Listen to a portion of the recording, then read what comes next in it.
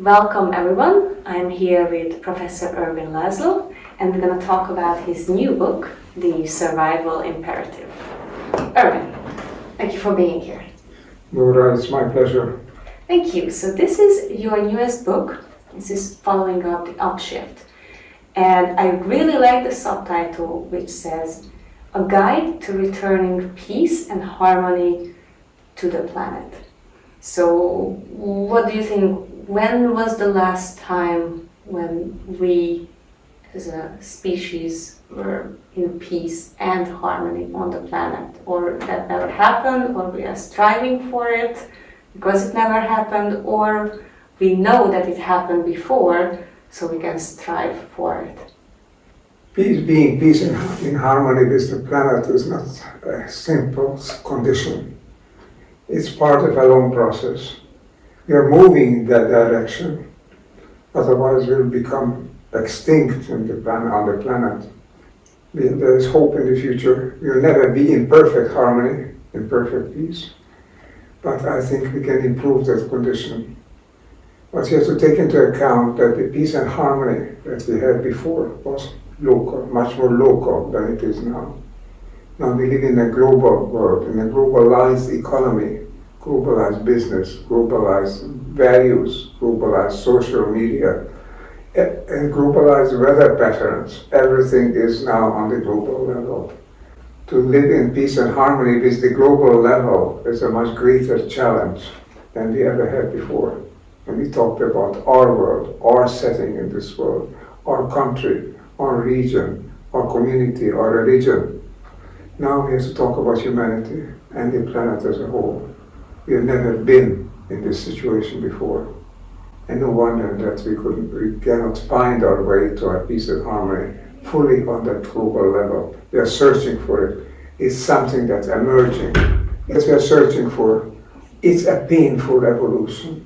They're birth pangs. We are living through them now. Climate change, war, destitute minorities becoming practically majorities. All of these are problems that we suffer because we are in transition. We cannot stop here. We will not be able to stop here. We are moving forward, but we could be moving down as well as up. The down will be the total chaos, to break down. And if we don't change, which I don't think it's a realistic option, but if we would not change, then we would be heading toward chaos. But we are part of a process that has these chaotic elements, these traumatic elements. They are painful, but they are not eternal.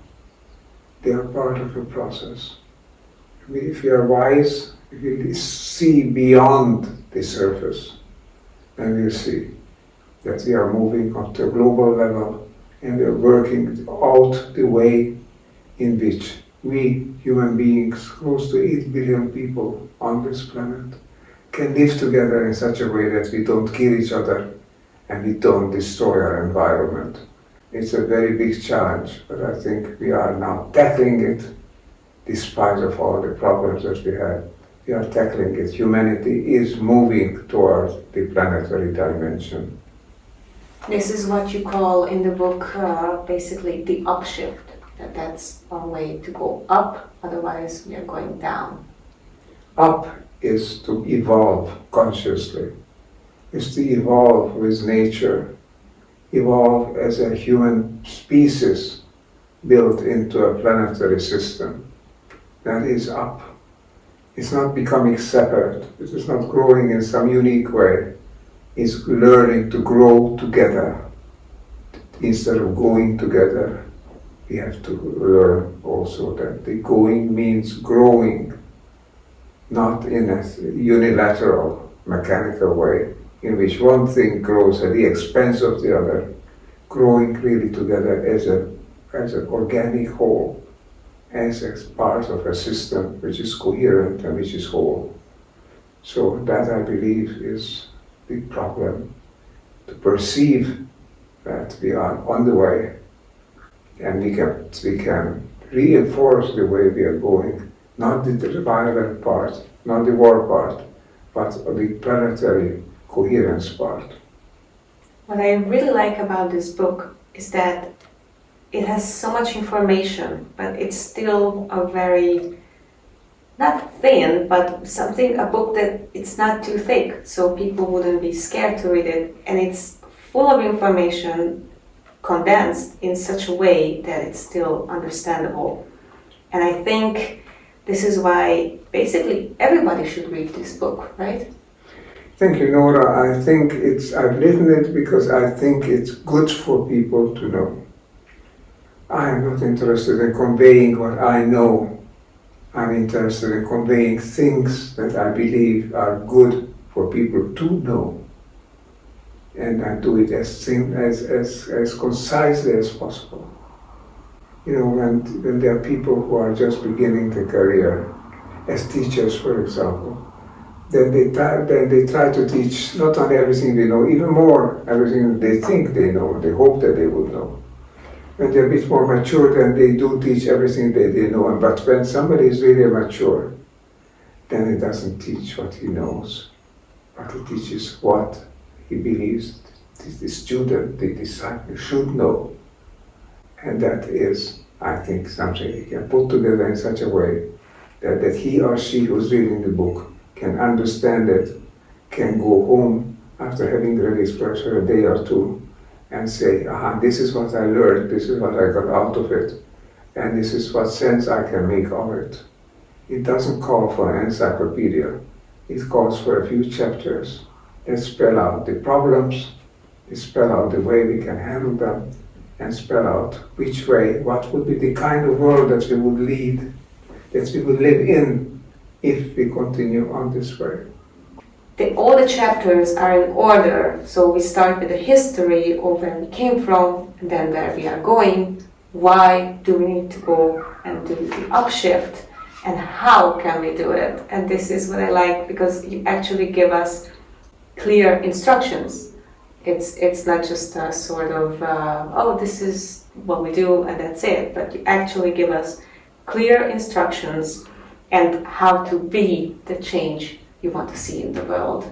And everybody can do that, right? We are the problem that's behind the problems of the world. It's not somebody else, it's not the world itself. We are the problem. More exactly, the way we think and the way we inspire our actions, that's the problem. So everybody can change that because we decided to live like that. What we do today in today's world, the dominant mindset, is not what people always have had. It's not the Eastern mindset, it's not the traditional mindset. It's not what is happening as an expression of human nature. It's a temporary phase. We can change it, and if we shift, then we'll shift beyond the problems that we have. We created the problems, we can move beyond them. Rightly said. I believe the same thing. What is our cosmic mission? What do you believe in? That is my personal belief, that we are here for a reason. The universe itself is not a purely chance phenomenon. What we know now, even though it's in physics and statistics, chance mixtures of molecules or DNAs and so on could not have produced the complexity that we find in the world today. This is a universe that's oriented toward coherence, toward the interaction of complex elements in more and more coherent ways. So this actually is the way the things are moving, and it is for us to move with it. We are the problem and we are the solution. If you want to make survival conscious, you want to make survival of humanity a real objective in the world and not just an episode, then I think we need to find out who we truly are. And who we truly are doesn't take over large libraries of books to read. It makes understanding the basic problems, the basic issues. The universe is complex in expression, but simple in its basic structure. It moves from chaos toward order, toward coherence. This movement is expressed in everything that we see, in everything that we are.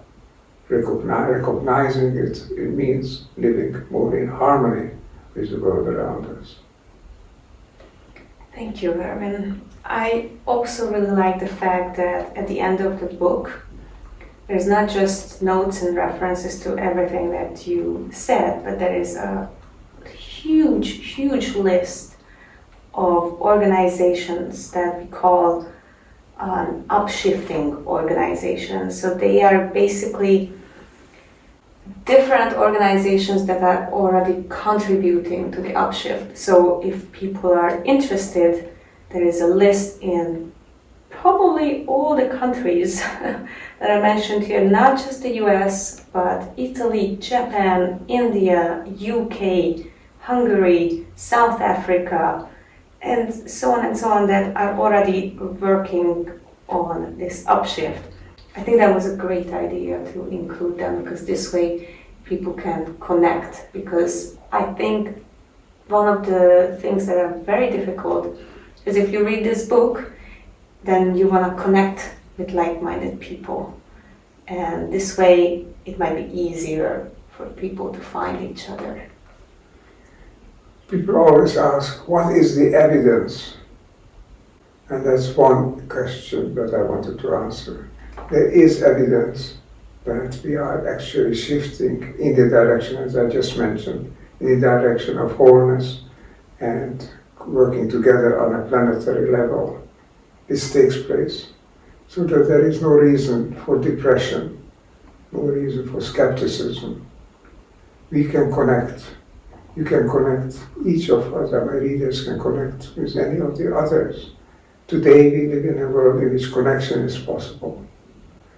And if you know that there are others around us who are shifting in the way that we think the world will have to go, if humanity is to survive and to strive, if you believe in that, then here is a repertoire of organizations that you can just sample, just go and try some, and you'll find that this sense of trying to evolve consciously in harmony with each other and with the world, that the direction is real. It's already happening. The upshift is not in the realm of imagination.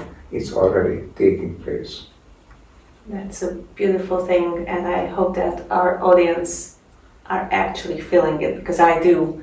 So thank you very much, Ervin. Please check out this book, everyone. You can buy it on Amazon or any other online places, as well as any bookstores. So thank you, Ervin, for creating this. And this is basically a roadmap to evolution, conscious evolution, as you said. So thank you very much. Thank you, Nora, for this discussion. I think we'll find the way together. It will be my pleasure to enter on this road together with you and with like-minded people.